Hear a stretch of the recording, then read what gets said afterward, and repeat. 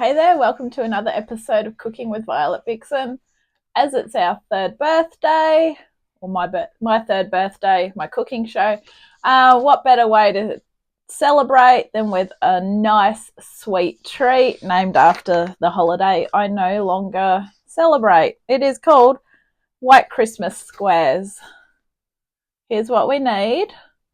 And I've mainly chose this one because it's sort of a childhood dessert thingy, because you used to have things like chocolate crackles and all that, and anything with rice bubbles. And the best thing about this, when I go through the ingredients, I'll show you most of it you've already got in your cupboard and you've only got to buy a few things. Anyway, it's also a no-bake slice and it's really easy to make. So come on in. I'm going to talk you through what we need. Yeah, so even though it's called White Christmas Squares, it doesn't really have to be called White Christmas Squares. You could just call it white squares or whatever. Rice bubble slice if you want. You will need a lamington tin, which you have to line with foil because it's a no-bake and it sets in the fridge. That is why you need the foil in there. You'll also need a bowl and handy pink spatula or a stirring implement, a small saucepan to melt the kofa in, and everything else is as follows.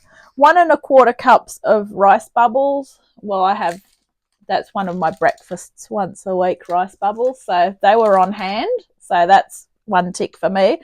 1 cup of powdered milk. I don't use powdered milk, however, if I need it for an ingredient for a recipe, I will make the milk up. I didn't want to buy a 10 litre because it's very expensive, so I just brought this one. Which is, it's not cheap anymore. I used to be able to buy this really cheap. But after saying that, the fact that it makes 3 litres of milk, and no, it's still cheaper to buy the milk. Anyway, I need the powder because the milk powder is one of the ingredients and it's 1 cup. So that's there. So I had to buy that. 1 cup of pure icing sugar. I already had that in stock anyway. 1 cup of raisins and or sultanas. Now, the good thing with this one is most of the times you've got sultanas or you've got raisins. However, I've got both. So instead of the 1 cup of one or the other, stuff it. Let's do 1/2 cup of each. So I've done 1/2 cup of each. Had both of those in the fridge, so that's great. 1 cup of desiccated coconut. Had that in the pantry. 2 by 100 gram packets of mixed glazed cherries. Glaze, I don't know how you pronounce that. My pronunciations of certain foods aren't very good. Could not buy 2 100 gram packets of mixed ones. I guess that's a Christmas thing. They bring out the green ones as well. They look really cool, the green ones. So I've just gone 1 200 gram packet. So I had to buy those, but that's okay. We're using the whole packet, so 10 out of 10. And I also had to buy kofa. So that's 180 grams of kofa melted. You will find kofa at the supermarket in the fridge where you find your butter. I had to go to Woolworths to get that because Aldi didn't have it. I don't even know if Aldi do sell it. So that's one of those things that you very rarely use. 90 grams of white chocolate melted, optional. I do like chocolate and I love white chocolate, so that is not an optional thing for me. That is an essential. That I will melt up at the end to drizzle on the top. Okay, so it's really easy. We're going to get straight into it. So combine all dry ingredients in a bowl except kofa. So in we go. Rice bubbles, 1 1/4 cups. Check. 1 cup of powdered milk. In it goes. 1 cup of icing sugar. 1 cup of raisins or sultanas, half a cup of each, thank you, for me. In goes the coconut, 1 cup. In go the cherries. Delicious these are, but they're very messy. Oh my goodness. A sticky mess. All right, we're all in. Now all we do is we get our handy pink spatula or equivalent, give it a stir. I recommend everyone has a handy pink spatula or equivalent, which I just call it handy pink spatula because I use it for anything that's not gonna be heated up. It's already had a few brushes with death here with some heat. So you just want to stir it so that everything is all mixed in. So that when we put the kefir in, the kefir is going to bind it. It won't have a hard time. All right, make a well. So for you that are new to cooking, a well is literally where you push all the ingredients to the side and you leave a ditch in the middle. Okay, in goes kefir. That's cooled down by now. That is very easy to melt on the stovetop. Probably just use that to put the chocolate in at the end anyway. All right, handy pink spatula is coming back to town. And just stir it all in. Mix away. All right. So you want to have normally I'd say flour pockets, but we don't have flour. So I guess in this case, no icing sugar / powdered milk pockets. And it's a very runny slice, which is the reason why it's going in the fridge to set before we put the chocolate on top.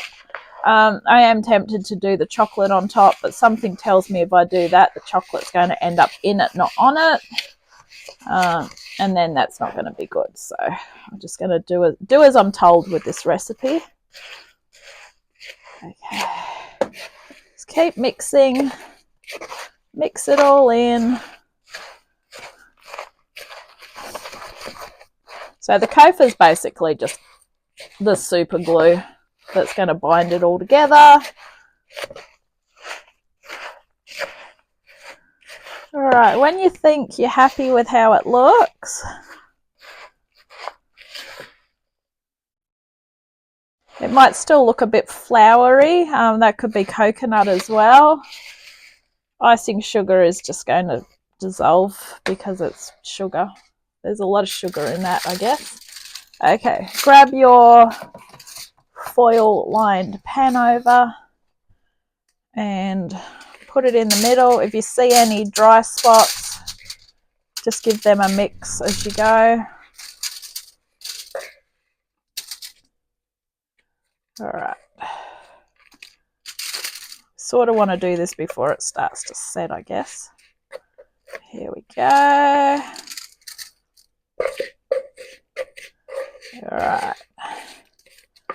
Now just get your spatula and just spread it all out. Flatten it down. Then refrigerate it for a few hours. I'm going to go and do some shopping. Head to the gym. A little bit of chores, and then I'll be back and we'll melt the chocolate. All right, I'll see you then. It's been a few hours, done a few things, and I'm back. This is well and truly set. It looks good. Just melting the chocolate on the stove, so come on over and you can see what's going on. Very important tip here when melting chocolate. Always use a metal spoon because wood can actually seize it. And then you'll have to basically throw it out and start again. So metal spoon, soup spoon works good.